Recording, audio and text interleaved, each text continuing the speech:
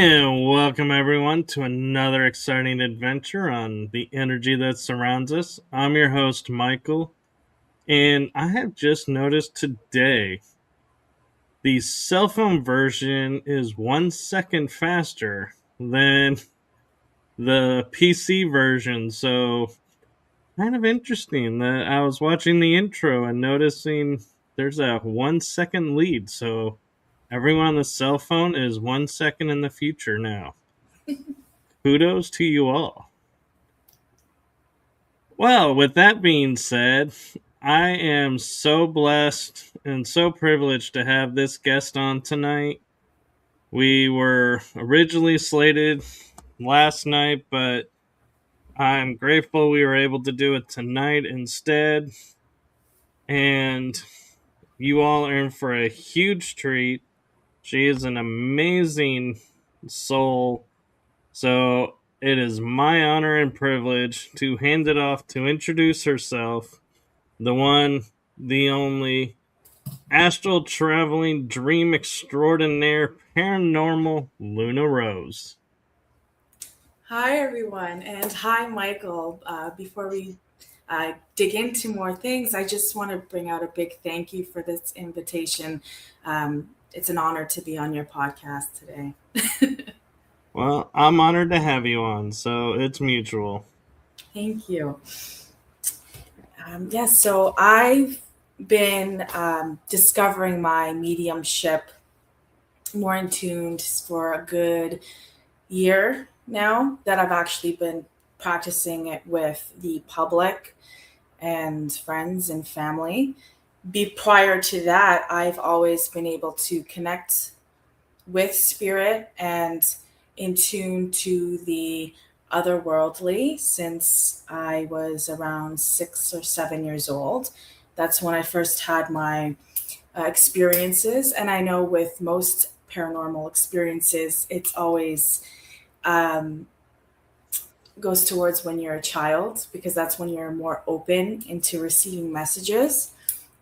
And then, as you get older, you get taught, there's no such thing as a ghost, there's no such thing as a spirit. So our senses, and most of our senses actually, they get blocked off into where we are unable to open our third eye chakra to receive messages and to see and to stop being so afraid of what's truly our reality.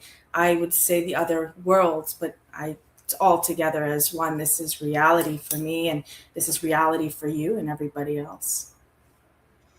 No, that's amazing, and that's something I never thought of. The insights that you were sharing about like the children aspect of it and everything. It's like we talk about the innocence of childhood and how their mind is programmed free for a certain amount of time. But yeah, there's so much more there than we realize, and it does need to be supported. So thank you for bringing awareness to that. Yeah, absolutely. I just to dive in deeper so I can introduce myself more properly and how my mediumship began and my first paranormal experiences, which is when I was 6 to 7 years old. I was sitting in this house I'm in right now in my living room, and I was just on grandma's rocking chair watching a little TV show alone while my parents were cooking dinner.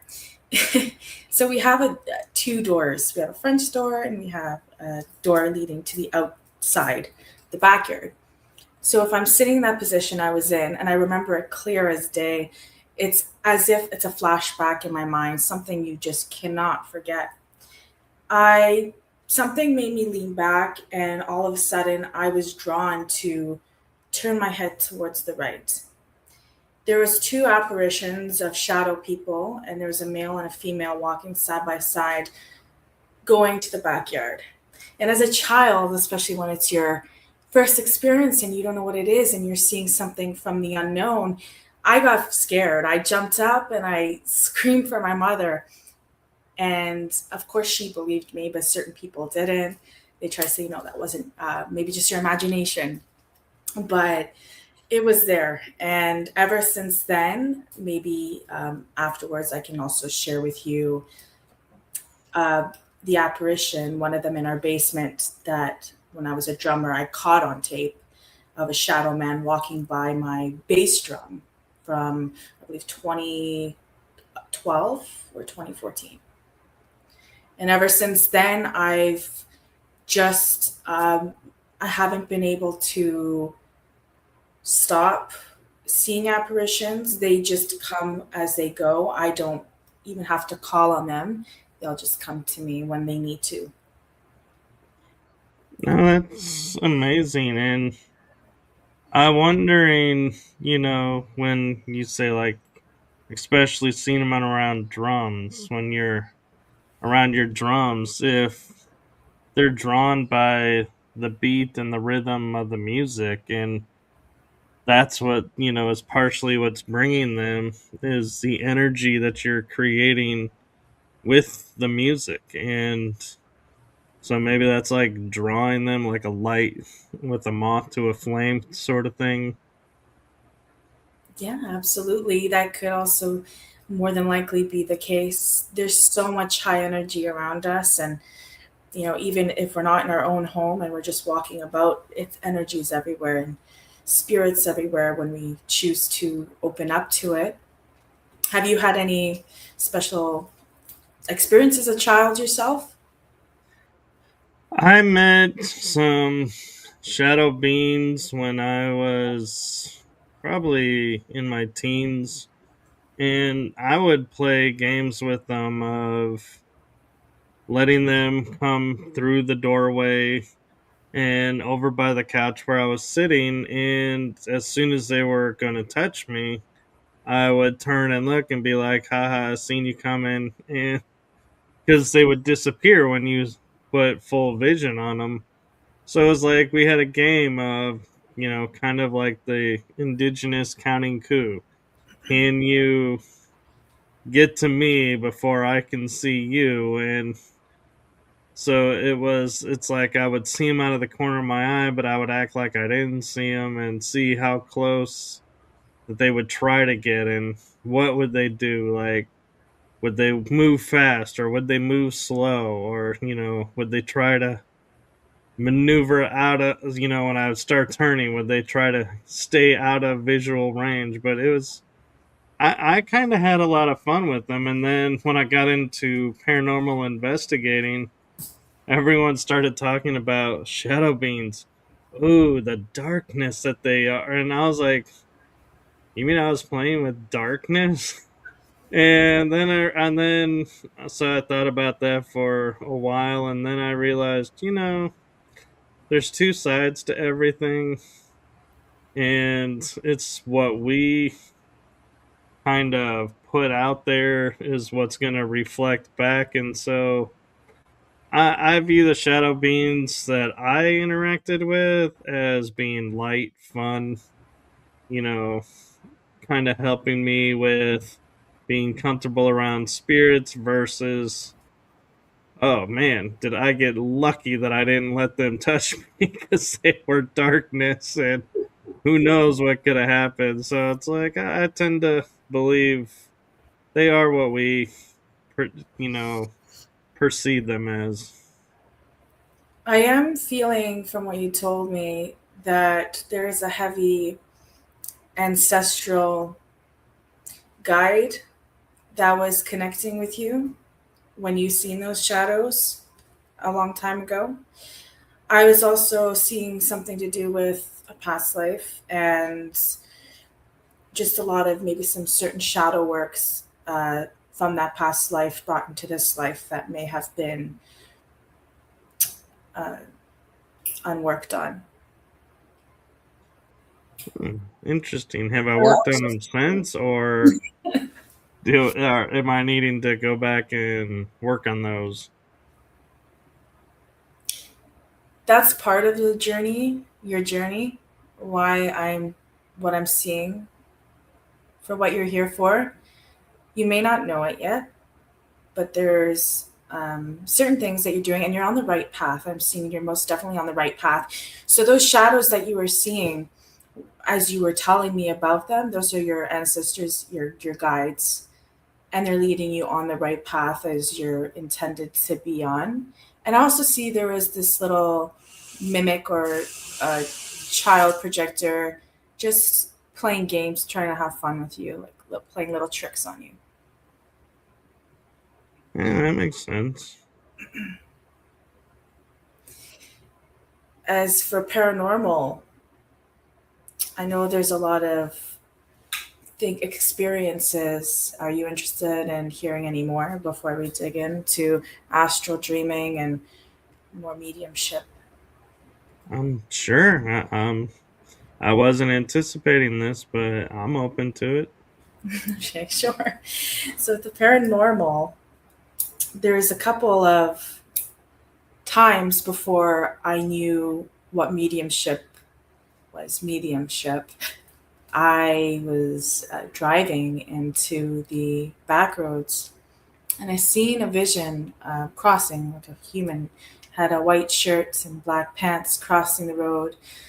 And I turned the car around, made a U-turn to go back to see if this was an actual person walking. Apparently, there was no person there. So I was 16 years old at the time. And this was before a really big transformative change has happened to me within that following new year that was upcoming. And I looked online because I couldn't get it out of my mind. And there was a young, amazing soul, rest in peace to this person, that did, however, pass away on that road. So I was being told many messages and that I had to dig deeper and try to find a way to reach out to their loved ones to let them know that this person's still there and thinking of them. And I was 16, and this incident happened back in 2007, so I would have been 7 years old. Wow, that's a long wait. It most definitely is, and it was quite a shocker. It was quite a shocker, and from there, I started realizing there's no getting rid of this. There's nothing I can actually do to, just let it go. I just have to, something you have to live with. And I used to fear it most of my life. I've been afraid for many years. And just within this past year and a half to the year, I've been able to grow and not be afraid of that unknown and just to embrace it and to that accept that this is the journey. No, that's really powerful, and thank you for sharing that because a lot of people, I think, look at all the mediums out there and seeing where they are today and are like, oh, they're always been that way because look at how comfortable they are and this and that, and they don't realize it wasn't always like that. And for some, maybe it was, but for some, like you're saying, it was like not the most pleasant unfolding and had to come to terms with some things. And so I think it's always comforting when people share that part because other people that may be struggling are like, oh, so it'll get better. Okay, maybe now, I can start to push and maybe embrace it a little better or be like, nope, still don't want to do this because I'm still not comfortable with it and she wasn't comfortable with it either, and so it'll happen when it happens and it's totally up to them. But there is some, I think at times we like to think everybody that's in tune had the perfect like upbringing to unfold this and how they're sharing it, and we don't want to think, oh, they had to go through this too. We don't think about that. Sometimes we just have to go through we all go through transformation. Sometimes that transformation really hits home and you realize where your true home is despite what anyone else's beliefs may be. It's always within yourself what you see. Right. And so, what, like, was it like for your, when the mediumship kicked in? I know you said you weren't comfortable with it when it first started, but was it like somebody just showed up and you're like, oh, this is a thing? Or what was it like for you when you first started? When I first started, and before I met a wonderful lady and a wonderful group of people who are through Love and Light, um, I knew for some quite years that I was able to do mediumship. I just never dwelled into it or tried to, when I would summon in a respectful peace, of love, and light way, to call upon spirit or to help the public. That's my cat. Not a ghost. Before I would dwell in, sorry about that. the There was a special friend that I met within this past couple of years since 2023, and I've only known him for a good year and a half before he passed away. And this person was such a big person, a beautiful bubble of light when this person was in my life in this physical realm, that there's so many changes I made for myself within my diet, my lifestyle. And other than that, when this person, and he was highly, highly spiritual being.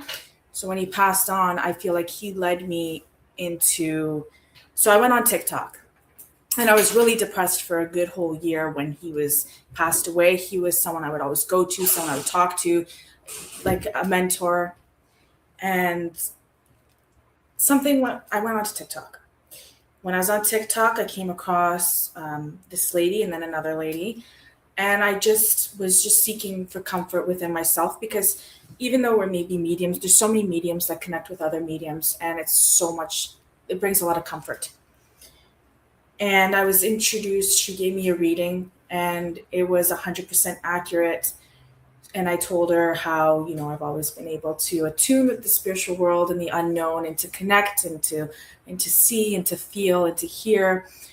And I got connected so randomly with a wonderful group of people in the States that is also worldwide, with so many members in it. And it feels like family, and it's one of the most comforting things yet. And that's when I started to learn more how to use better protection, and opening up prayer and protecting the people I'm doing mediumship for, and just my overall self and space. And then I started my first live video on Facebook to do mediumship for others who may join in. And I didn't think at first anyone was going to join in. I just wanted to do it to see if there's any energetic pull, if there's any messages that come through. And I sat there, and I did get quite a bit of people that came in. So I started with one person, then I did at least 2 other readings that first night on my live video, and they all were happy and everything was very accurate. And I felt so surprised, but it's this fulfilling, it's more than an emotion. It's this ball, you can't even explain it, that just lights up a fire within me, and it feels so warm. That's my purpose of life.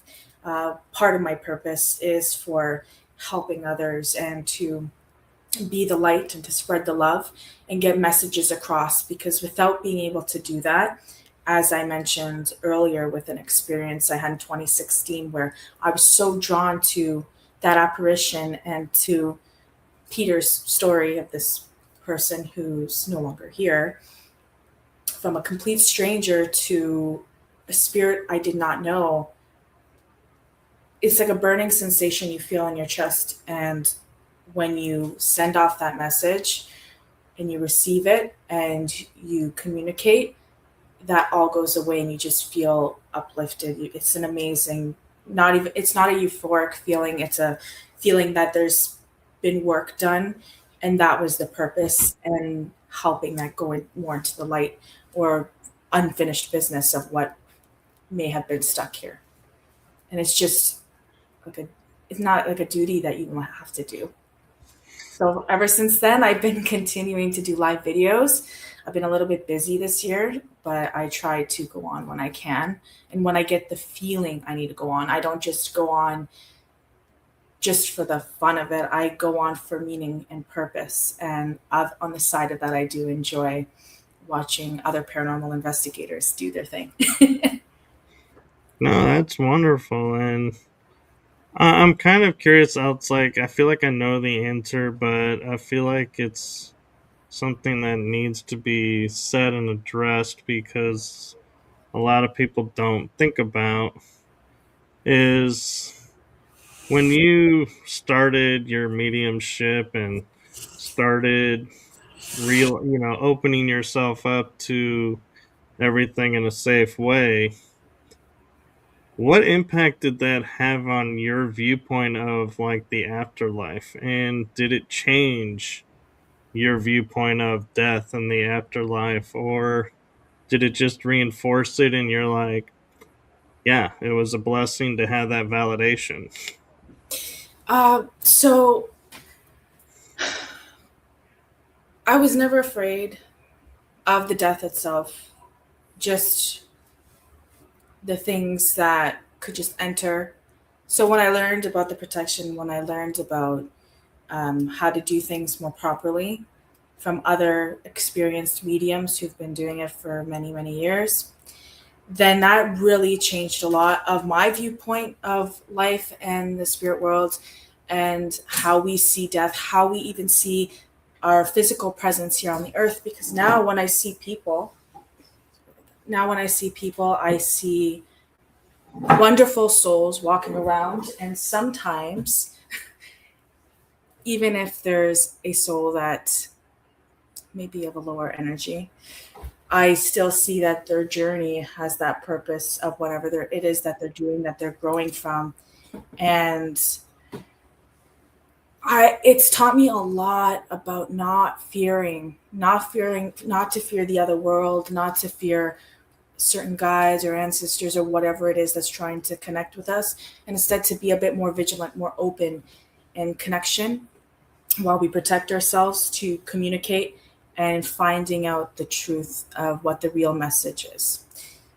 And that's also what a very special friend told me. It's the truth is always finding out what the message is with anything.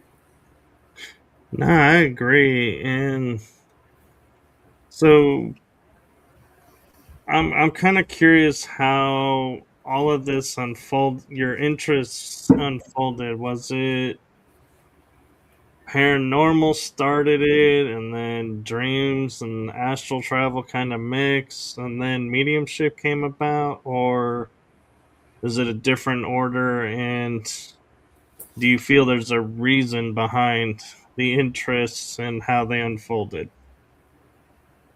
So there's always a reason for anything that does unfold. And I'd say when I was young and when I first started seeing the apparitions, it wasn't every day, but whenever it would happen.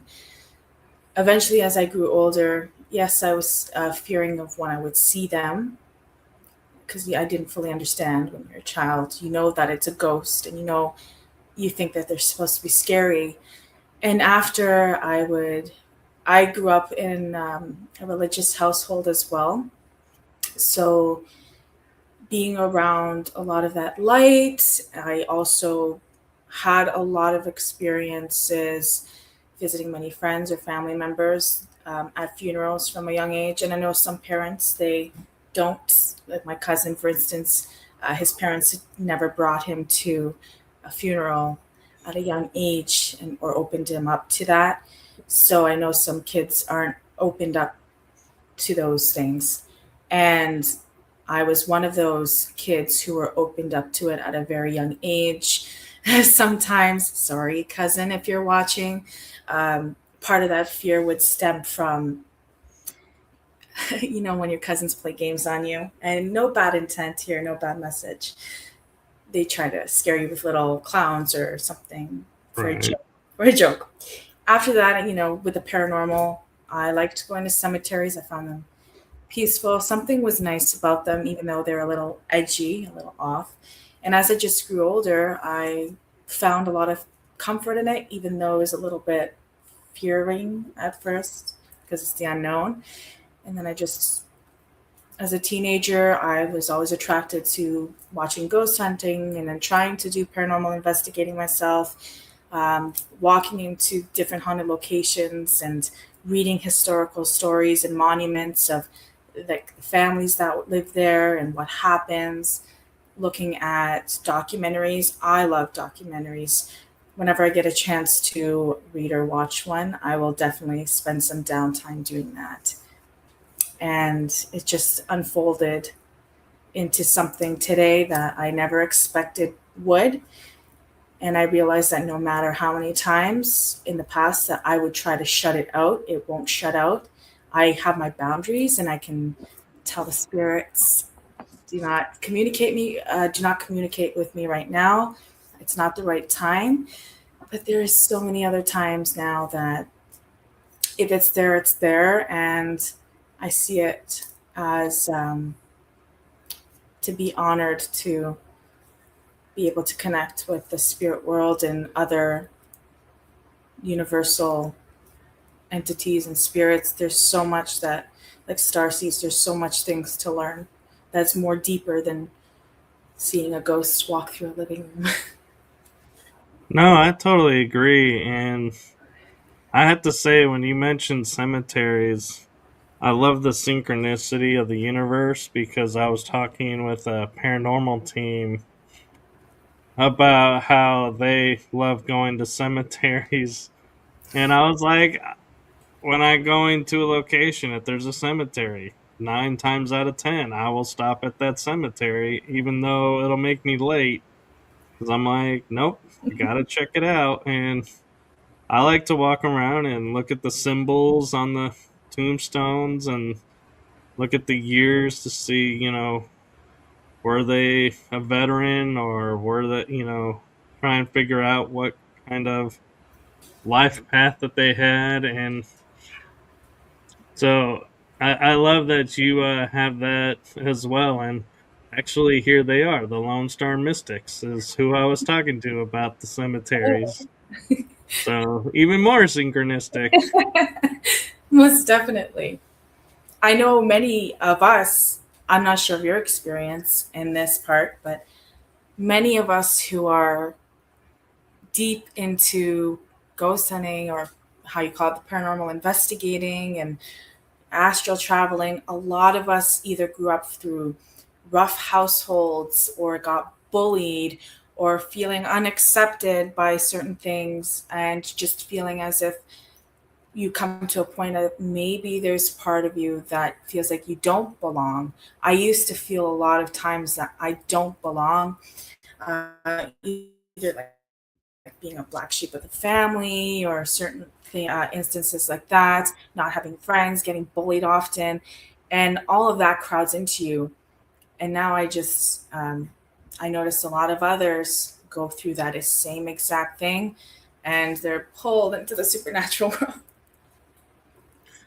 No, I would agree with that. I'm kind of one of the black sheep of my family, and it's Lone Star Mystics is saying my husband hates going for drives with me because if we pass an old one, I'm always asking to stop and walk around.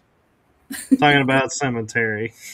Oh, what's the latest? Have you ever been there at 3 a.m. in a cemetery?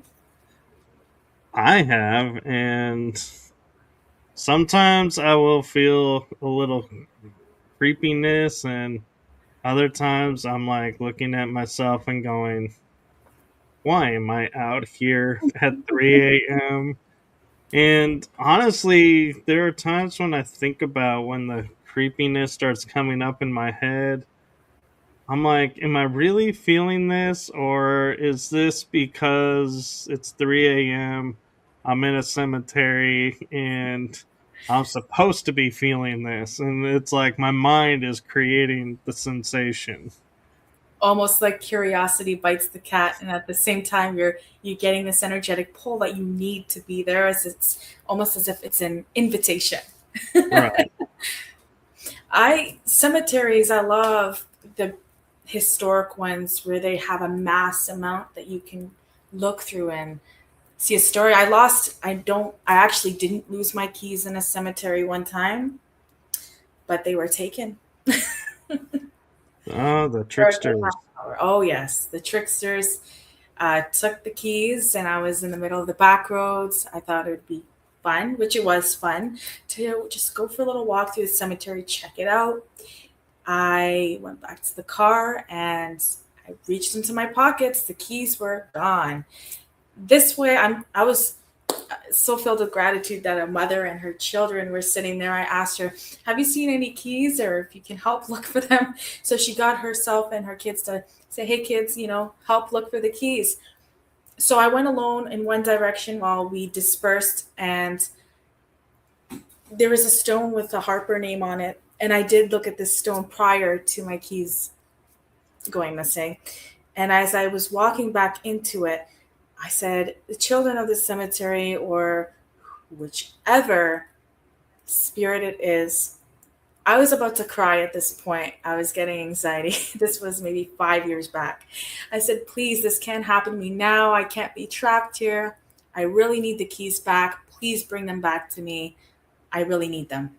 And as I walked up to that Harper stone, reached into my pocket, the keys were there.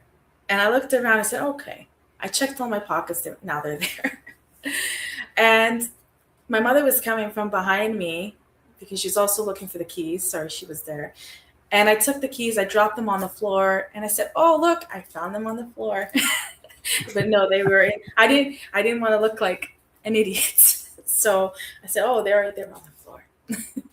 And then later I told her the full thing and she understood. But it was funny at the same time as much as I needed those keys back.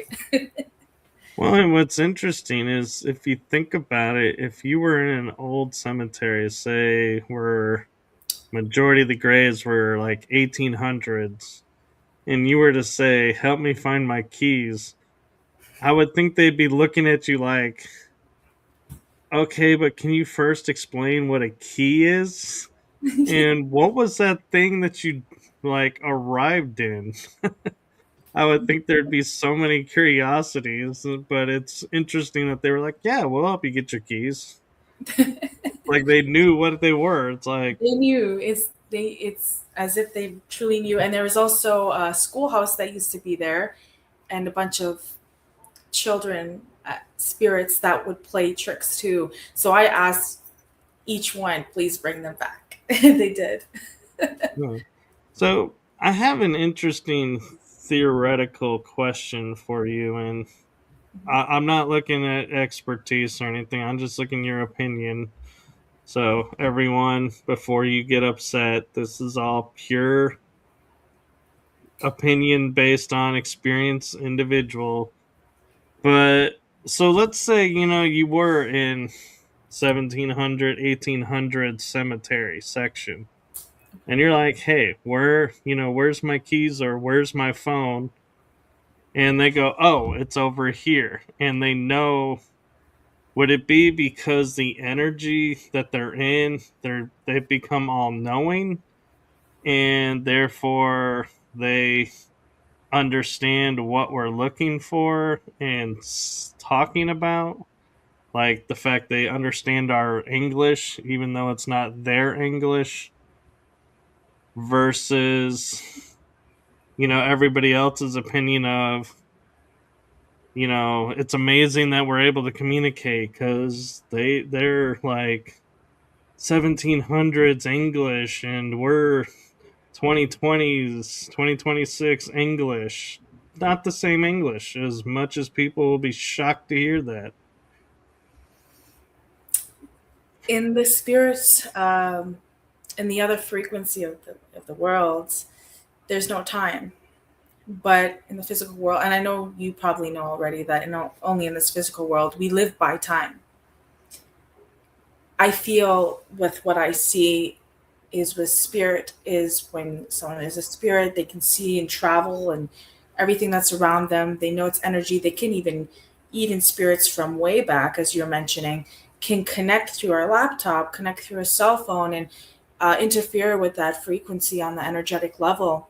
It is energy, and they can also see what it is in this earth, what is currently around, and at the same time they're living back in their time frame, but it's like time traveling, and they can time travel and they can float and fly wherever they choose to do. So when we're connecting with their energy comes in, and then they just swoop down and they can just interfere. So when someone's saying, hey, where's my cell phone, where's my keys, that energy, the spirit took, they knew they took something, and they're playing tricks. So they would know that this is what this person's asking for back, which would sounds like it would make sense that way. It's as if I took the hat off your head and I don't know what a hat is, and you say, "Can I have my hat back?" I already have it in my hand, so then I would, or I would just let you lose it. You're like, no, this set's cool. And We're keeping this one. Talking about time traveling and everything, I'm kind of curious too. When we go to certain locations and everybody's like, oh, this spirit is trapped here and this person is residually haunting this place and they're always here at this time. I often wonder, are they really a residual haunt, or are they living their life and the veil breaks, at that point to where we can see them, they can see us, and the fact of, there's no like vocal exchange, so to speak, that we can pick up is like, we're shocked to see them. I'm sure they're shocked to see us. And so that's why there's no like words being said, so to speak, is because what would you say if you're all of a suddenly, like, let's say, cooking dinner and you look up and you're like, who are these people in these weird clothes looking at me, and why are they looking at me? But why is it different looking there than what I'm used to seeing? I would think there would be confusion. oh, most definitely. I know even so with other spirits of families that would reside in a household from a long time ago, when there's, think of maybe an Edwardian house, one of those old Victorian beautiful homes. And in today's day and age, sometimes with the development, depending on the location where this house is situated, demolition or something happens to this house, or huge renovation, and then there's more paranormal things that begin to happen because the spirits who were grown up from there are just feeling that anger. And it's amazing how they can feel so many things and connect in that way. No, I would agree. And I'm starting to wonder when we go into our sleep state and we astral travel. That is more to me the real world than here. It's like we're free, we're able to do what we're, meant to do and able to do. But then now I'm thinking, actually, I just literally started thinking this as a paranormal investigator. When we're looking at these locations or cemeteries and tapping into the energy, are we actually tapping into the energy there, or are we sort of being translated into the astral and we're seeing that? Like their timeline. So Right. I'm traveling to their timeline to connect with them, and they're wondering, is that your question? And they're wondering who we are because they've never seen us. That, and is that why we have so many different types of haunts, like residual or intellectual or, just happenstance, so to speak, because of the level in which we're able to enter the astral plane can determine how the experience goes. By that I mean, let's say you and I, we're really in tune with the astral. We feel at home there. So we may have an intellectual conversation with this entity there. But somebody who's like, hey, I don't know how to get on the astral plane. Oh, I just fluke got on.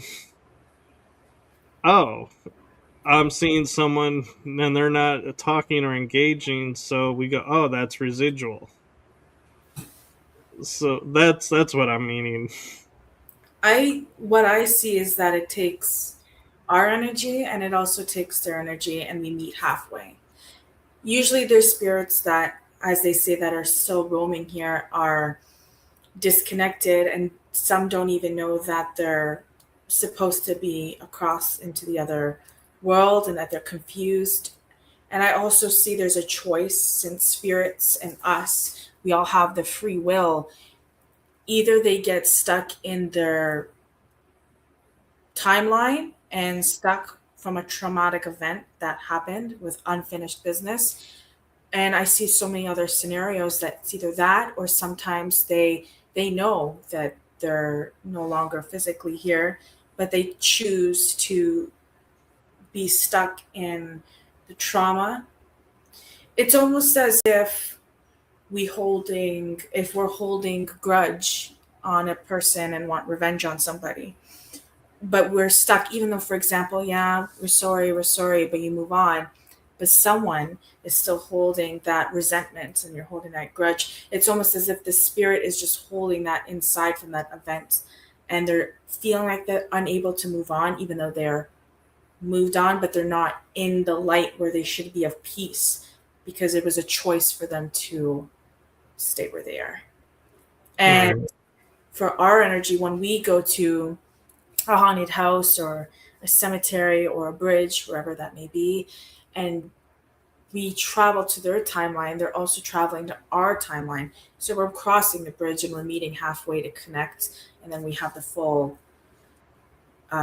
story, or we have half the story, depending on what spirit is going to tell us, or they just show up without saying something. And then it's us, we're figuring it out. What is it that they're trying to show us, trying to tell us, trying to lead us to? There's a lot that goes into it. I hope that helps.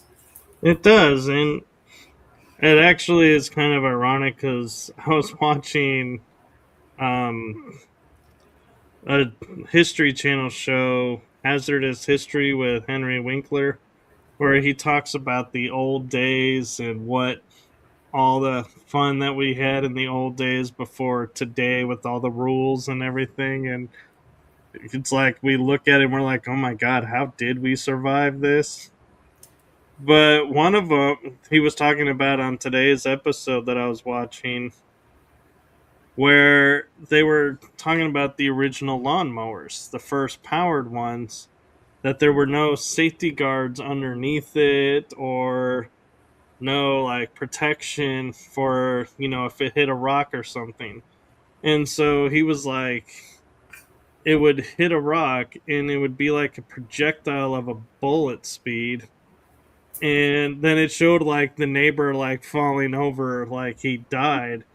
And I'm sitting there and I'm like, looking at this and going, oh my God, that's true. That totally could have happened. And then I started thinking to myself, as a paranormal investigator, I have never come across a spirit of someone who was like, I was talking with my neighbor and he was cutting his grass, and the next thing I know, I'm here. And it's like he has no idea he's died. And it's like, it's kind of funny because it's like, does that constitute a traumatic death because his life was cut short? Or do you think they'd be like, man, next life, I'm not standing next to one of those things. Lesson learned and move on, you know? I see. You're asking if it's, for example, if there's a tractor and a farmer died by lightning at a young age, if that's based off a traumatic event. Well, I'm just meaning like it's amazing, all these things that there are so many deaths that have been attributed to, but yet as we paranormal investigate, we don't come across them.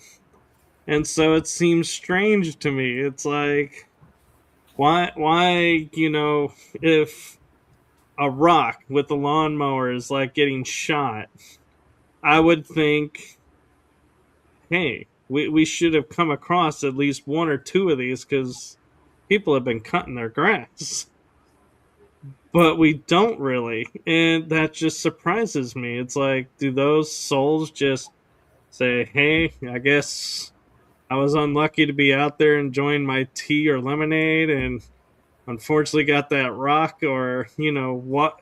I'm just curious, if you have a thought of why those don't seem to be as frequent as other locations. Sometimes when we're connecting with the energy, when you're paranormal investigating and you want to go and try to capture something on the camera or hear a noise or hear or feel the spirit do something and it doesn't happen, either there's so many different cases, either that spirit could have moved on into the light and learned the lesson and is either could have been reborn sometimes or in a different journey in a different timeline and leveled up to a different part of the frequency. And sometimes they know you're coming and they choose just to not show up for whichever reason it may be. Even as a medium, when I connect to a spirit, they are either really responsive and they are very chatty and they want to continue communicating with me, or there's some cases where this spirit has. I've had scenarios where spirit tells me, "Go away! I don't want to talk to you," or sometimes it'll say, "I've had enough," or "Why are you here? I don't want you here," and that can be a little bit saddening sometimes because we're hoping for the communication. We try to sometimes we expect something out of it, especially when we're bringing a message or we're trying to find something, especially in your case as a paranormal investigator and you're looking to communicate and capture evidential things on video and camera. And sometimes also they know there's a camera there, they know there's something there and they just won't show up, or there's a team of people, because I'm pretty sure so half the time if someone goes alone, then something may happen as well. You may have that communication for yourself. And I always say not to expect, because sometimes when we expect, we don't receive. And just going there uh, unwillingly and feeling what is around, maybe trying to even ground yourself more and um, really turn into that energy and try to see what you're being told, because it can be different for so many things. Right. No, I totally agree with that. And I actually say the same thing when, if I'm leading people, I'm like, you got to go in empty because you could be blocking experiences. And so, talking about astral traveling and, the astral realm, I know a lot of people look at our dream state as traveling, doing work on the other side.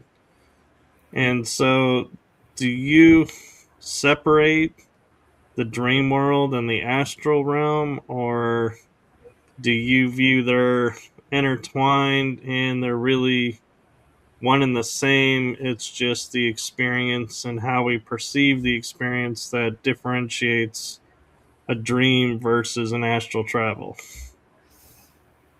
So when we're dreaming, we're receiving messages. Either sometimes when you don't remember a dream, that message is irrelevant. And when you really remember a dream, there's a message entwined into it.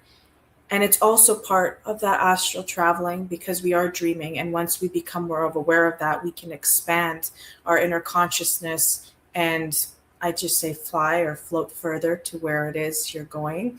And once you're more aware of it being ourselves into the other side of the frequency, we can start to learn to take charge again and take control of the visions and take control of where it is and who it is we choose to see and what to do. I've just recently myself learned how to control my dreams because a long time ago, when I was dreaming or astral traveling, I wasn't aware I was either even astral traveling. I wasn't aware that I could even change the scenario, change what it is I'm doing in this dream, in this vision. And when we astral travel, we can really feel our consciousness, our inner selves floating outwards and seeing a huge different vision. Have you ever dreamed or when you were sleeping in your visions, seen your house and seen what was around you? Or have you ever seen your streets? I have, and I've even seen the city and the state.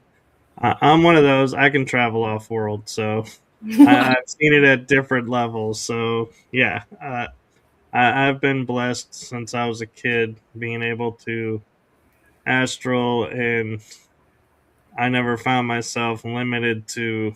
Oh, I need the atmosphere, so I need to stay on this planet. I was like, what's out there, and just went. For instance, have you ever had a sleep where felt that there was definitely something beside you and it woke you up? I have. And has it ever made you feel any sensations over your body or your mind? Like a headache, maybe, or like something's really dwelling onto you. Almost like a nightmare, but it goes deeper than a nightmare. I don't know about nightmare, but there were a couple times where. Oh, hold on.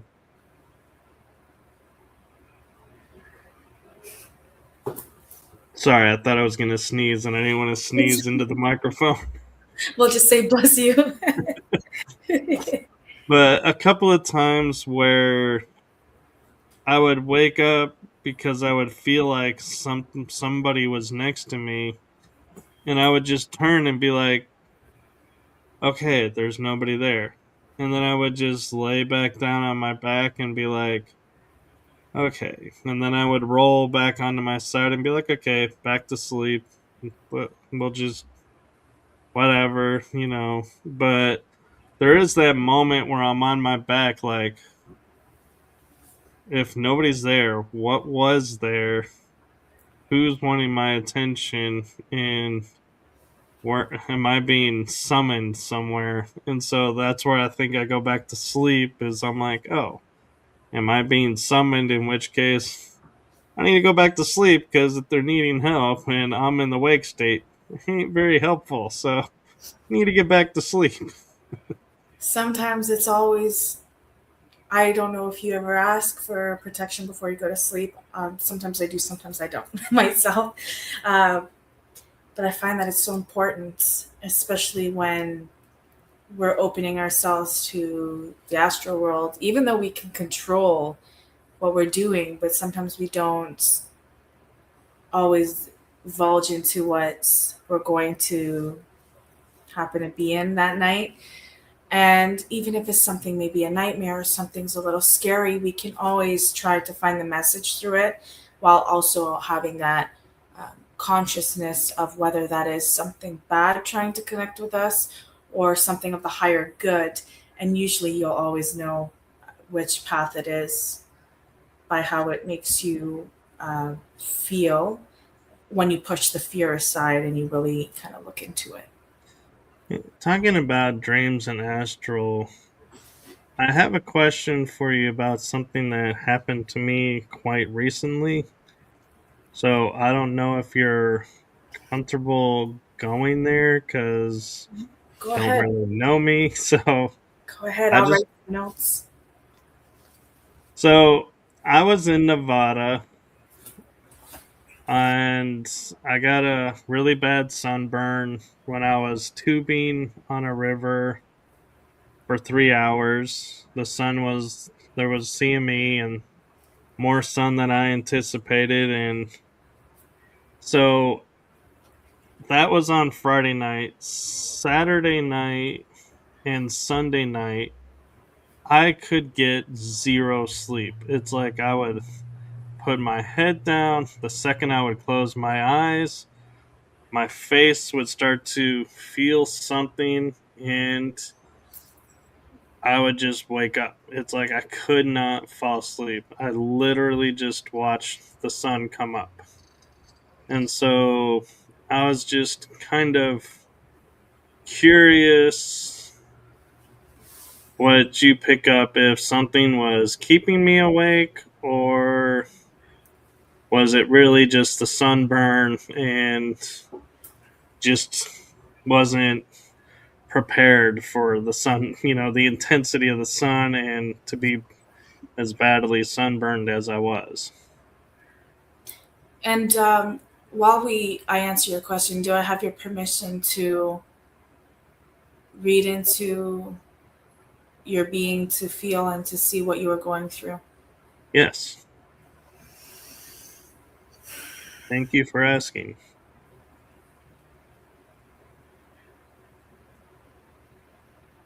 I see that you went through a lot of swelling. Oh, I'm seeing a lot of redness, of course, because you had the sunburn. Something to do with your face? Was there a lot of redness and swelling around there? Something There was puffed up. my earlobes were, yeah. Your earlobes. Felt like they were on fire.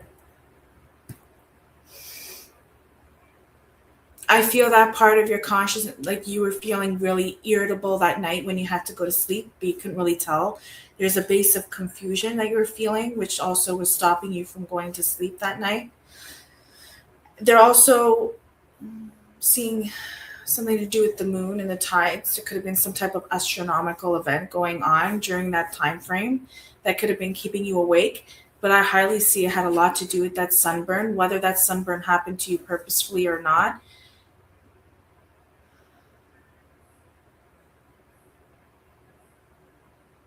Were you given any type of through that night while you were awake and you couldn't sleep? I feel that it happened more between I'm seeing I'm seeing number three. I don't know if that resonates with you, but I'm seeing number three anywhere between not even 12, but after midnight, between 6 a.m. before the sun came up. Was there any type of message, anything that you may have remembered that happened to you that night? Something you were feeling in your mind or feeling that you weren't alone? It's interesting you say Something not that was around feeling, you? yeah, not feeling alone because I felt like the first night, something was trying to get in to my system and I wasn't having it. And so it's like there's a battle, it felt like, to determine who's going to get through. And I was like, you're not getting through. But they're like, yes, we are. During that time, was there in your life, though, during that time in your life, was there something you were also going through that you were dealing with? Um, well, I lost my mom recently, so somewhat going through that still. And I was meeting people for the first time, and so hanging out with them. I'm seeing because what I'm seeing as well is flames. The first word I got to my mind was fire, flames, which is why you got that sunburn also. Not just by bad choices. It was a mix of both. poor choices of enjoying too much fun in the sun, but also at the same time, the sun sent you, um, the world sent you that sunburn. Whether that was, and I had a message from you from your guide saying that there's, for you to take note, lesson is in the flames. And you seem to be a really fiery person inside. And if there's anything I say that makes you feel uncomfortable or a little too personal, let me know and I can stop since we're on a live video. I'm happy to always continue that for you later on. But I do see their message is lesson in the flames, and your symbol is flame, and it's funny to me because you're a Pisces, aren't you? You're a water sign. I am a water sign, but I do carry a lot of heat. Yeah. So depending, I'm seeing a lot of scribbling going on. Sometimes your mind seems to maybe race, but there is that big event that happened to you. Getting electron. I don't know. I have to see. I have to figure out what these codes are going to mean. I have to dig really much deeper into this. I do see highly that this sunburn did bring you a lesson overall, even if it just happened because of a bad choice. But there was a lesson in the flame. Whether that is because you're dealing with the grief and your mother's always by your side, or whether it is that you're dealing with the grief and maybe that fire is showing that you have that little bit of that anger inside. Maybe there's something you feel guilty about. Maybe it's not within your loving mother, but with something else. I'm not going to dig too deep because we're on a live video, but No, does that resonate?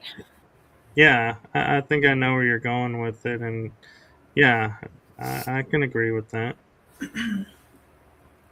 I'm just, I have a lot of codes going on for you right now, and I will, if you're comfortable, I can briefly show it. There's the Okay. fire, there's the flames. It's really scribbly. I'm just going to show it just so people know we're being authentic here. I know that looks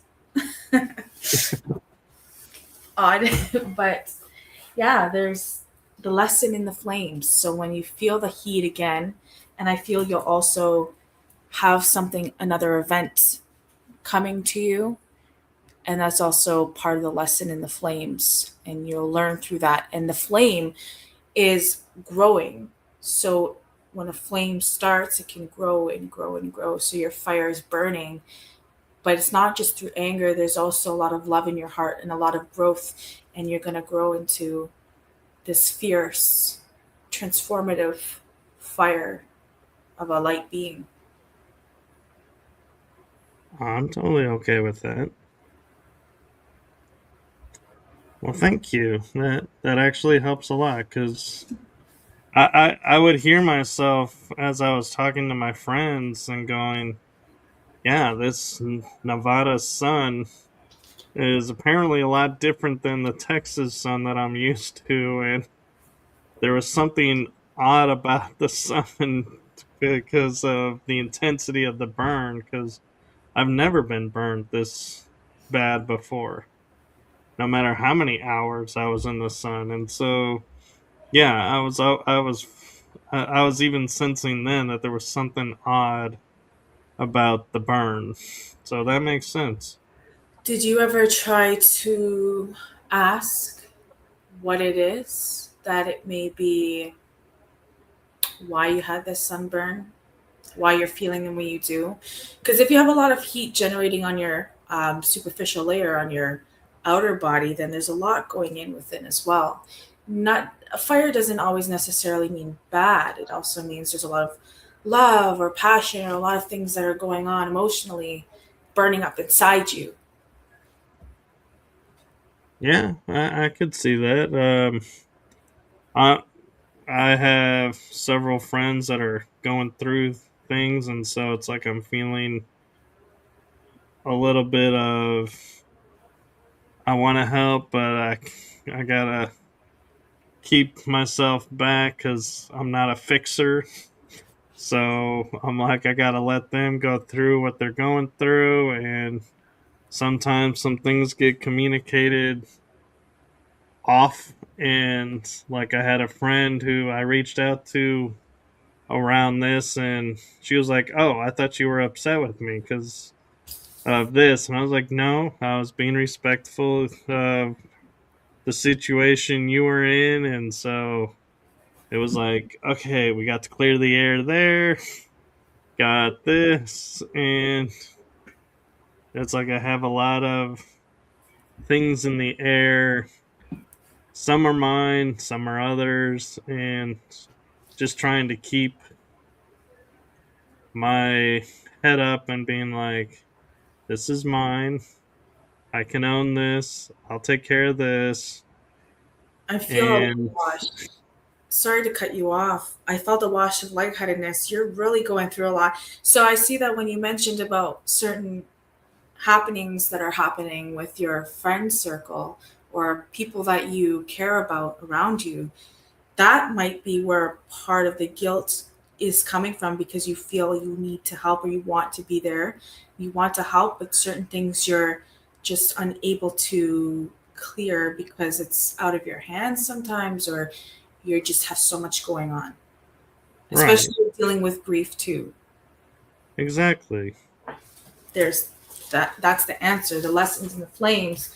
So that part of it can also be for you is with the lesson in the flames as you're growing into this wonderful being of light and you continue to transform in your journey and you want to help as many people as you can. Sometimes we have to be there for ourselves while we can also spread that ripple effect to help the other people that we truly love and care about. And just to be aware of it, that sometimes it's out of our hands and we may not be able to help a certain situation, but we can still be there to listen or to help in a certain way, but not to carry that guilt because that guilt will diminish your fire. That's not going to help you grow. And if it's out of your hands, you're not at fault for any of that.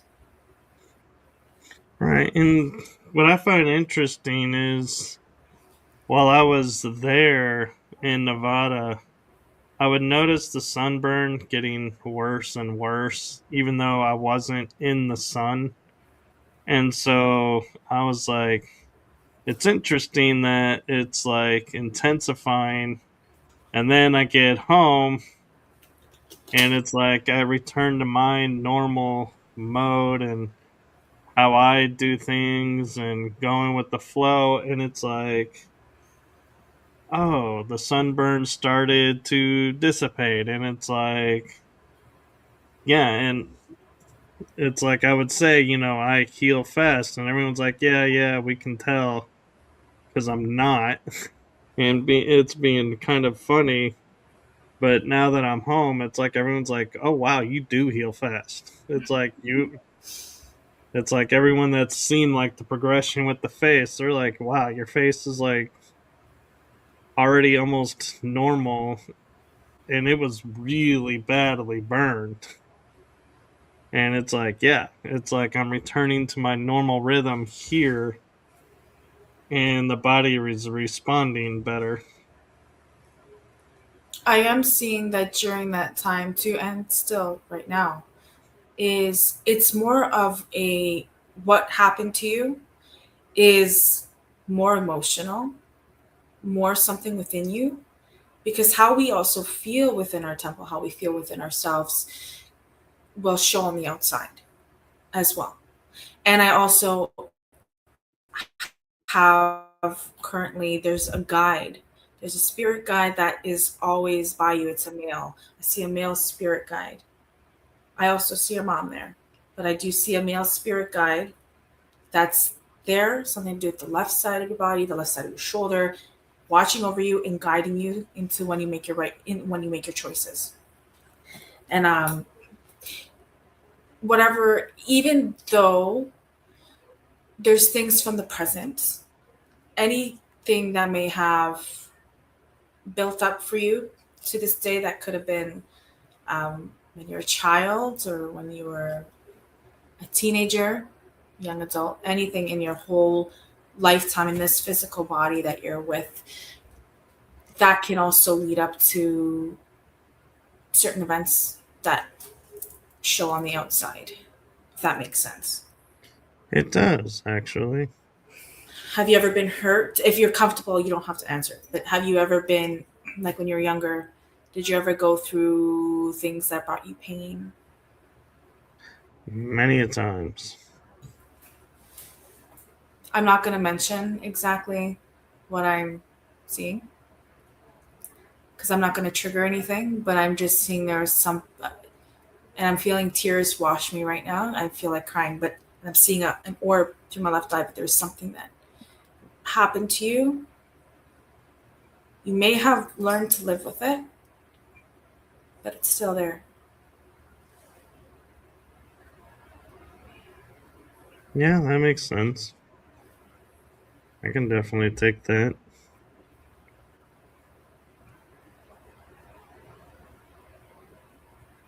I just didn't want to get too deep with that, but that could No, also. I appreciate that. 'Cause, yeah, it's never a good show when the guest and the host are crying, and it's like stop fast, and it's like this must be fun. But What it's also happened? a release. It's also something good because now you can be more present and aware and to grow from that. So it's a wonderful thing. It is, and I have enough to where I can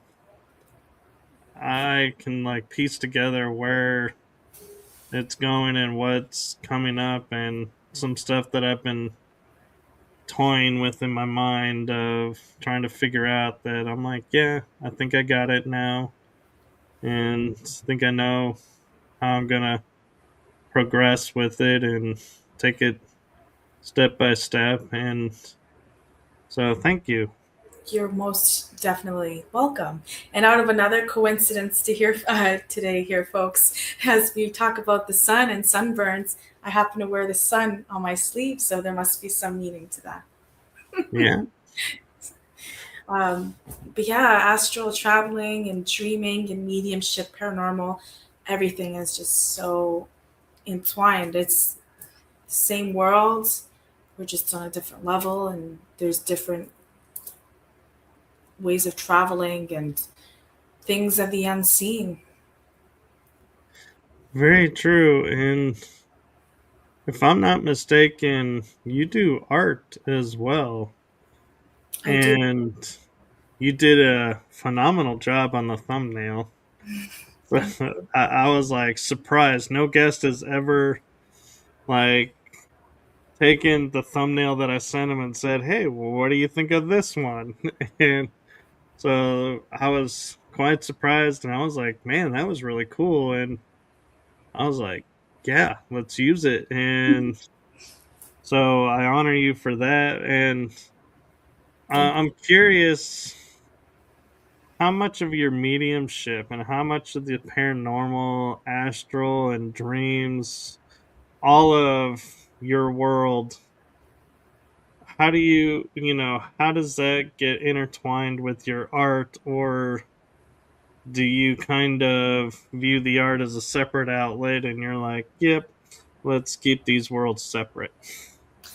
I I guess I'm more of a person that goes with the flow. So I can just introduce you to this painting right here that's behind me. It's not finished. It's called the Gates of Heaven. And the work I like to do is through my visions and through the highest good and through love and light. I never want to paint something of a lower dissension or dimension. And this is my angel. She represents many things: the gates of heaven, love, light, peace, energy, hope, going through grief, being guided through the earth. She's floating through the clouds and she is filled with strength and femininity and courage. And she is just there as a beautiful light piece that's just sitting there and blessing yourself as you go to sleep or bringing more energy of goodness into the household. I can definitely see a lot of you in the angel. Thank you. This is my first angel piece. Actually, I haven't actually painted an angel before, and it's my first piece that I've ever done that was of this length of a size. I also like to do art of nature, and I love painting. I like drawing caricatures. Sometimes I'll draw people's faces, which I'm getting more into. But when I draw the visions, I just draw what makes me feel good, what I see, either that's spiritual or not. But everything in this world is spiritual. So I'd say even the palm trees and the dolphins that I do, or the mirrors I create, have a piece of life in them. Which No, I feel that everybody's artistic ways have life in them. that's very true. And I gotta say, for that being your first angel, I'm in awe because it's like the second I saw it, I was like, even before you pointed it out, I was like, that's a cool angel painting. I would never have known it wasn't done. No, it's not done. I'm actually going to add some gold foil pieces to make it shine more. Once it's done, I'll definitely tag you in it if you'd like. Sure. I'd love that because, yeah, that's an amazing piece. And I love the detail in the wings that it's like I'll show you closer. definitely, it's like it's not the feathery like they show you in the church viewpoint, but you can definitely tell it is a wing. I'd say the wings were probably the most, other than the feet, were the most challenging part. A little bit. But then after a while, I just kept adding and adding. But it has so much more work in life to give it before it's completed. No, wow, I gotta commend you. That is a really incredible piece. I started it last year, actually. I know it's been a long time. I've done so many other mirrors and paintings, and once I get into it, I can't stop, and I just keep going. No, that's the way it should be. You know, it. I like to operate in what I call the divine time. And if something takes me 10 minutes, it takes me 10 minutes. If something takes me 2 years, it takes me 2 years. It's whatever timing it's meant to be. And so don't ever sit there and go, oh my God, I'm never going to finish this because it's already been a year. Don't ever look at it that way. Just look at it as when the time is right, that's when it'll be done. Don't ever rush it. No, rushing isn't good. I think that's when we make more mistakes. I mean, does art have mistakes? I'd say not, but No, it really doesn't. and And it feels like sometimes you make a little error and then you want to wash it over, fix it. I like the flaws in things because it just like, when I do my shows, everybody always asks me, like, do you pre record so you can take any glitches out or anything? And I'm like, no, I want the glitches. Because or if I flub up something, I want that in because it reminds everyone that's watching I'm human. I make mistakes. I don't want a perfect, pristine show because I'm like, I just feel like it loses something with that. I'm like, I want the errors if there's ever any in there, Oh, or definitely. if something's not like if I'll go to say something and I can't say it, I'm like, I want that. I want that humanistic in it. I totally agree with you. And a lot of the, I'm not even going to say it's a trend. I feel that would just be so foul in my mouth to say it's a trend. But with all the AI stuff going on, people are leaning towards seeing more hands on art because people are getting so tired of the AI. And you can never tell if something is real or not on the internet, of course. No, I agree, and I almost think it's kind of humorous in a way to hear you say, because the AI art is like still considered the new fad, and for you to say people are getting tired of it, it's like, wow, that was like a short fad. It's like For some things, literally I feel just like launched. like the art behind you, that's beautiful. I love the dragon and the UFO and the wolf and the mountains and the clouds.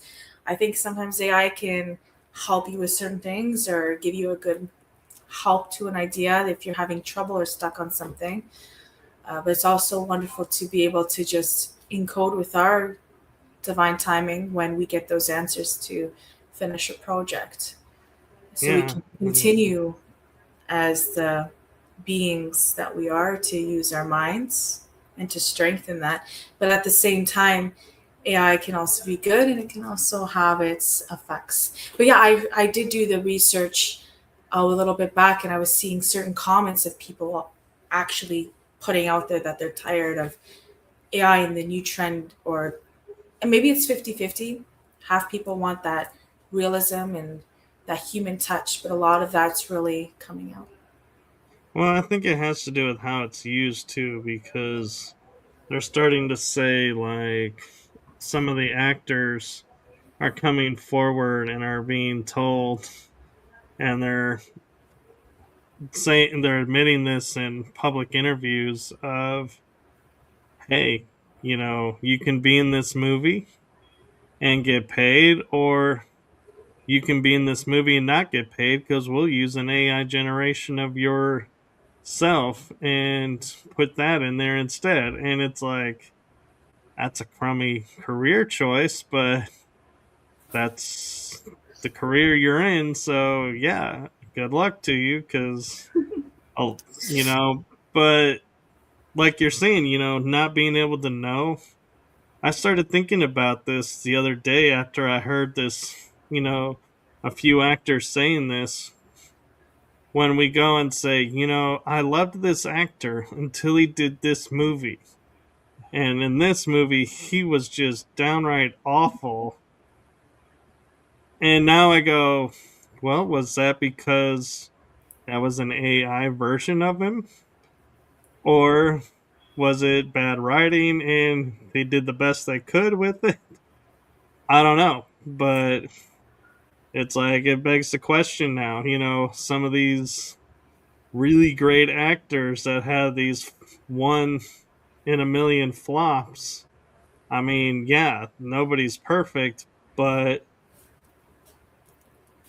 if it's AI and that's why it flopped, then there's a reason for that. And will it continue, or will they sit there and go, nope, we can't use AI because the movies are not the same?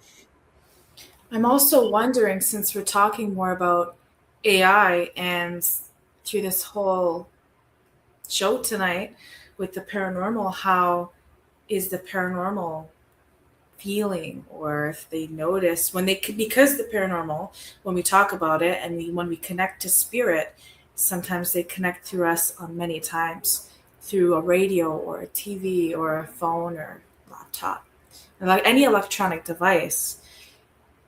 How is the AI going to interfere when we communicate with the spirit world, because that can easily manipulate into demonic energy if we really think about it, and we need to be more aware of what we're connecting with.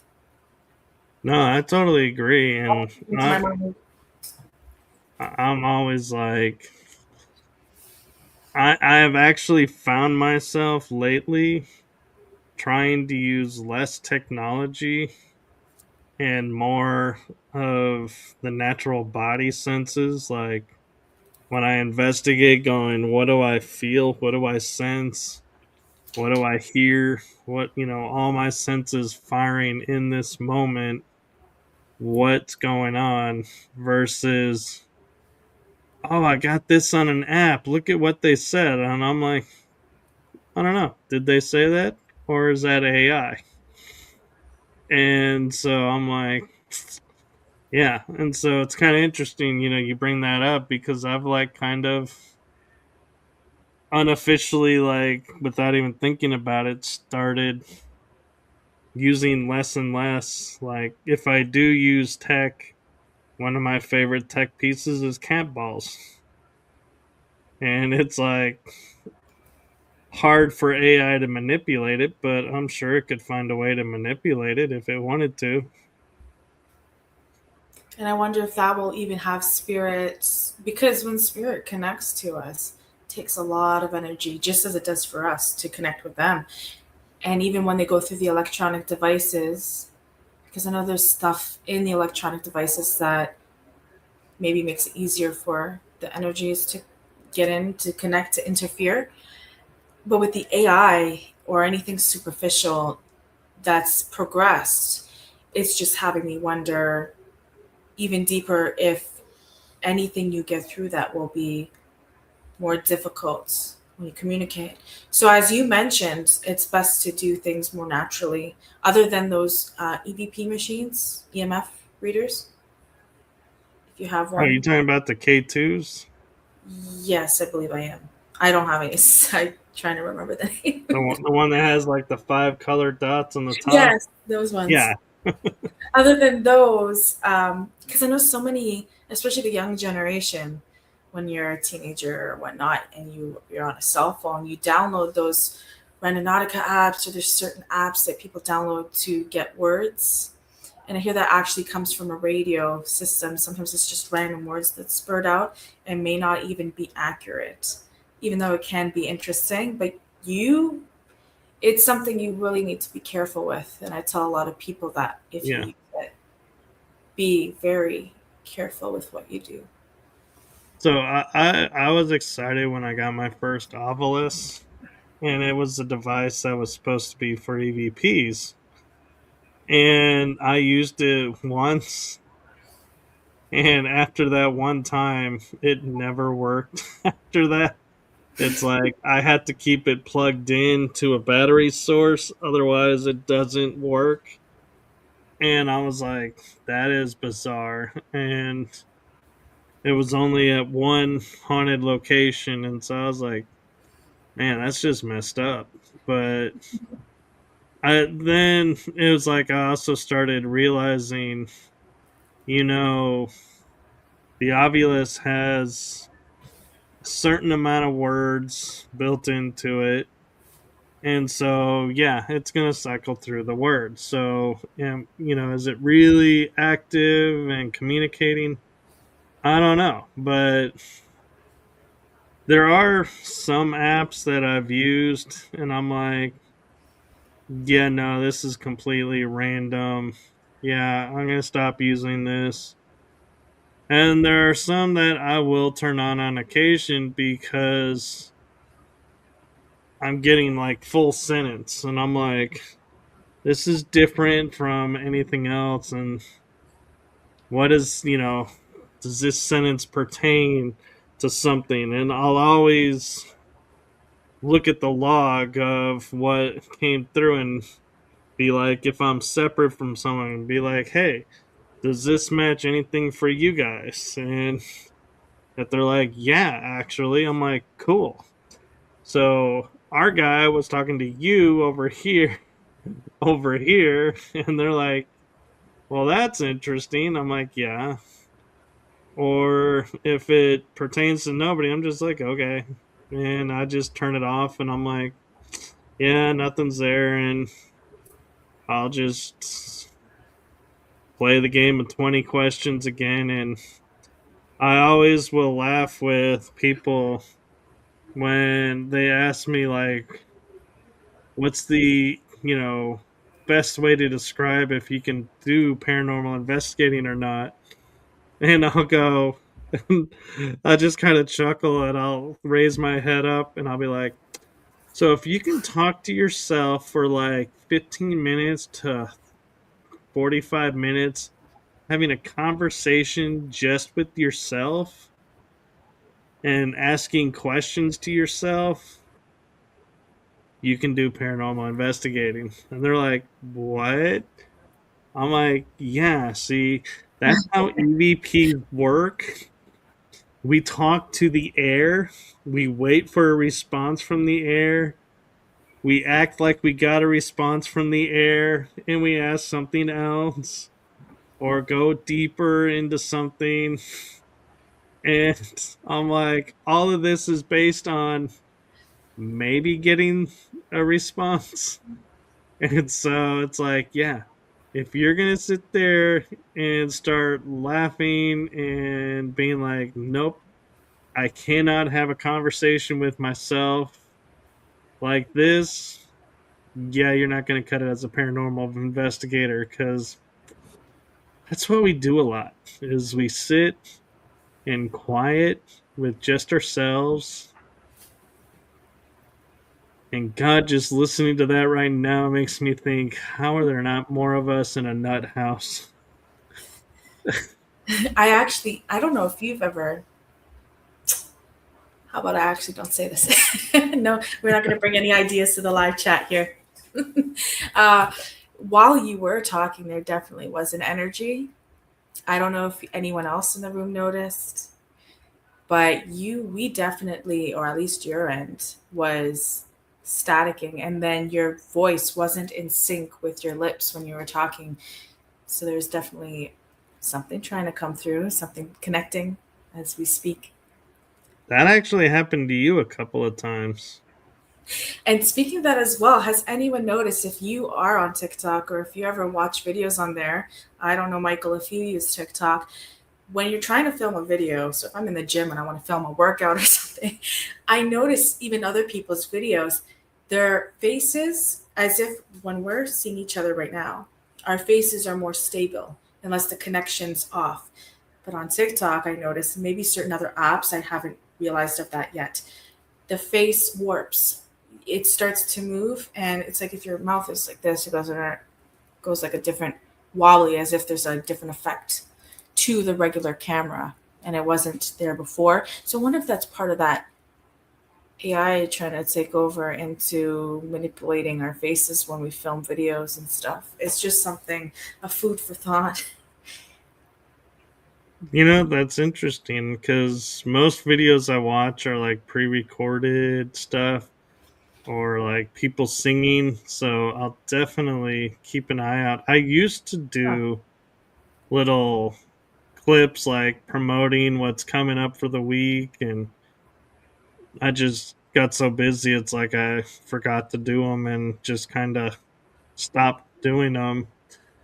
But what was funny though, as we're saying, how you were seeing, there was one point where you like almost looked like you froze, but then you started talking, but the words never stopped, and all of a sudden you're like this and go, like you had an entire conversation in like 5 seconds, and then you were like, and I was like, oh, we're back in sync.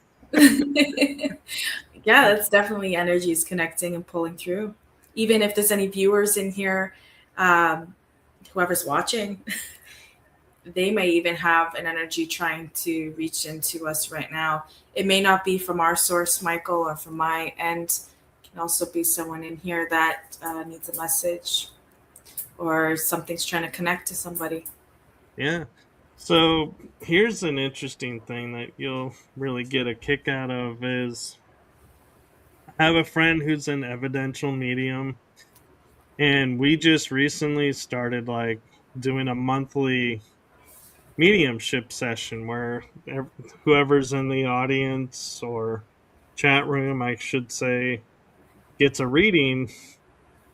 Well, we would be talking with people, and like we've done five. Two of them, she has messaged me and goes, "You need to go listen at this time slot." And I would listen at the time, and sure enough, there's another voice in on the like talking, but it's like, wait a minute, neither one of us are talking. Who's talking? Where? And it's like, wow, we're getting an EVP in a mediumship session on a computer. Now that's wild, because it's like that could be coming from anywhere.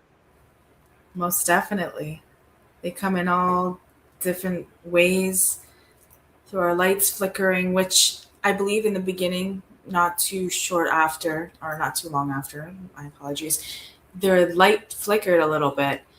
So there's definitely a nice something listening to us. Other than if you've heard any knocking sounds in the beginning of this podcast of the show, or the door creaking open, that was the cat. Other than that, I don't know if what you're hearing on that side. Well, that and all the communic. I heard the cat communicating for a little while,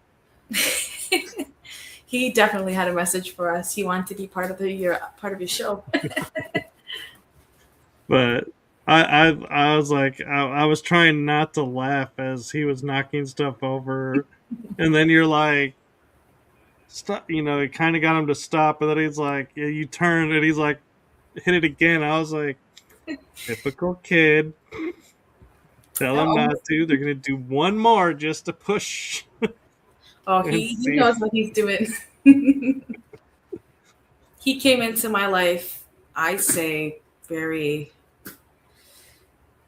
spiritually as well. When my other cat from last year in September passed away, Oh, I'm sorry. I it's okay. I somehow he went missing actually, and he hasn't come back since. So I know that I've seen him in dreams many times, and I've also seen his shadow in the house, and that's just confirmed to me that he's actually gone here. His job, his duty, his protection is done here, and now he's just full. He's always been full Lyrian energy, all the cats. And I already planned on getting Onyx before Bachi went missing as, companion for the house. He would have been 10 years old next February coming up. Other than that, my friend had Siamese, purebred Siamese kittens, and out of the litter, just Onyx turned out to be pure black. I did request at the time to have one of the Siamese looking cats, but she made a mistake, and then somehow Onyx was left, and I said, it's fine, I'll still take him anyway. And I just really, a black cat, just randomly just showed up in my life, and I feel like it was just it's truly a blessing. Even though he can be a funny troublemaker, I feel like all cats always do that. But Yeah. he's just truly a blessing, and I see it as so much reasoning why he's here. So I actually had a animal medium on my show, and I know that sounds really weird to say, but it's like he uses his mediumship gift to communicate with the animals. So it's really cool. And one of the things that he said, and I found was true because I had already thought it and we had experienced it, is when one pet leaves and you'll find yourself starting to be drawn towards another one, that's the first pet bringing you the next pet for your life who's going to be intertwined and the right fit for you. And it's like they're like going, okay, so this is how you do this. This is how you do this. This is what this means. And so it's like when you're looking and you're like, how do you know some things in advance of me training you or sharing them with you? He's like, it's because the other version told them. And so they come pre wired almost, so to speak, for you and attuned to what you need. I thought that was pretty cool to hear, actually. And I definitely agree with that. I feel with mediums that deal with animals, they're so amazing with the messages that they can come across from our pets. I did see this one medium lady that was connecting through animals through red balloons. I don't know if you've ever heard of her. I don't have her name. I just seen her pop up one time. I But don't know that she I've would ever connect heard of it. through saying, yeah, through red balloons. And I had an animal reading done for me a few times, and apparently there's a starseed special cat that always comes into my life even when I don't expect it.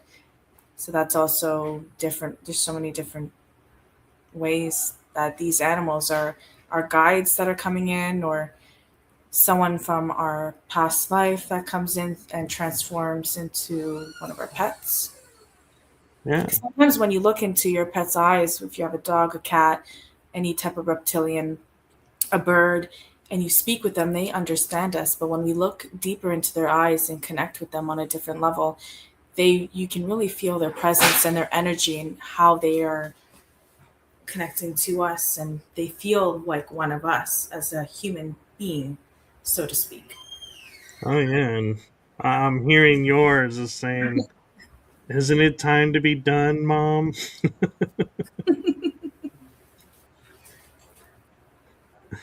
No, and actually, I just looked at the time. As we've been talking about time, just you know, being what it is, only here that it's like, yeah, it's already an hour and 42 minutes, and Jason, actually, Rob Gutro is who I was speaking of. He's the guest that I had. And so, yeah. Do you want to take some time and promote anything you got coming up or how people can find you? Most definitely, if anybody would like to have communication with me or message me or add me, I'm most active on Facebook. I sometimes, if you see the link to TikTok, I'm on it here and there. I mainly just share my artwork online or my workout motivation videos. And if you just want to reach out to me at Luna Rose on Facebook, you can even reach out to me on Instagram. I have most of the resources for those who wish to connect with me.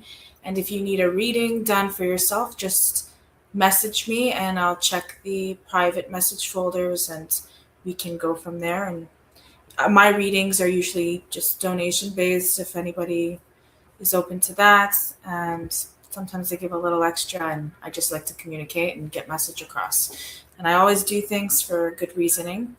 I also do water portraits in my paintings, and I do meditations with people as well, and just love to connect. Yeah, I was meaning to ask, with the artwork, do you ever have like, I know somebody did for my parents, like this is what I see, and it was supposed to be like their star seed side in painting. And so I was kind of curious, if you get that kind of request or if people are like, hey, just, make me look silly, and like the typical, like you go to a fair and get a character done. Because you mentioned the word character. That's why I was thinking that. Caricatures are something that I'm starting to do, to practice on doing because it's fun. And as for the spiritual aspect, when I do my mediumship reading, something that I just include in it is when I'm connecting to the spirit and I see the vision of who I'm connecting to, majority of that time, I haven't really had anybody tell me that it was wrong. I sketch out the face of who I'm seeing while I do the reading, and they're pretty accurate. This is what I use this art book for. I have paint drawings in here, or at least one drawing in here. I don't always keep them for myself. I feel that's a little invasive, so I just mail it out to the person if they Wow. choose to have it mailed out to. But I do a full sketch of the face within just within that time frame as I'm talking. So it's a quick sketch. So it's not going to be like the 100%, time consuming art, but it will be a portrait of a quick sketch of that face. It's almost as if you're looking on the news and they have sketches of a criminal or something, and that's Right. sketch. I sketch my visions, I sketch codes, and I also do painting portraits, watercolor of people's faces as well. And I'm practicing on painting animals as well, which I have one coming up that I need to complete this week. I also completed a sketch of someone's daughter that you will find on my Facebook profile that was mailed to her for her birthday. And I'm so glad she was happy because that was a fun gift for her to receive. Yeah, I do Yeah, things. you're super talented. I'm amazed, and that's one of the reasons why I was so excited to talk with you. Is it's like, wow, get to know the person behind this inspiring work. And so thank you for that. And in all fairness, as you delivered a message for me, I actually have a message for you. Thank you. Opening to it. From my heart and the heart of my shows to you, thank you for what you're doing for humanity. Thank you for being you. Thank you for standing in your gifts and embracing them. And just, in all honesty, thank you for your authenticity. I accept those messages, Michael. Thank you so much. Once again, as I mentioned in the beginning of your show, I am truly honored to be here on this show of yours. It is the first time that I've ever done something like this, and it's such a wonderful experience to and delightful to be talking to someone such as yourself that's into the paranormal world as well and truly understands and is open to learning together and to communicate.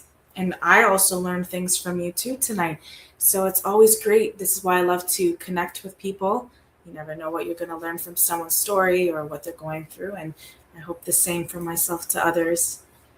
You're also an inspiration, I'm sure, to other investigators out there to dig in deeper and to keep doing what they're doing because paranormal investigating does take a lot of courage and it takes a lot of strength that many are afraid to do.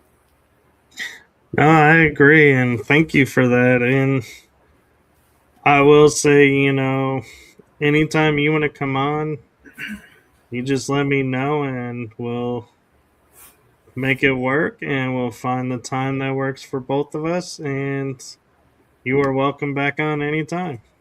Thank you. I'll be looking forward to that. And before we go, I just want to point out to any new paranormal investigators that are out there, and not to tarnish anyone, but if you ever intend to use a Ouija board, please, I don't entail that myself because I never used one. But if you ever do out of your own curiosity, please be very, very careful. Be safe when you do your paranormal investigations and make sure that you don't treat it as a joke. Because I've seen some people make films and treat it as a joke and they run out of a haunted building. And that's just going to open up so many things that you don't know you're opening into another place without consent to the spirits that are actually supposed to, reside there or whatever it is that may be happening. So always be respectful and gift the spirits back, as they'll also do the same for you.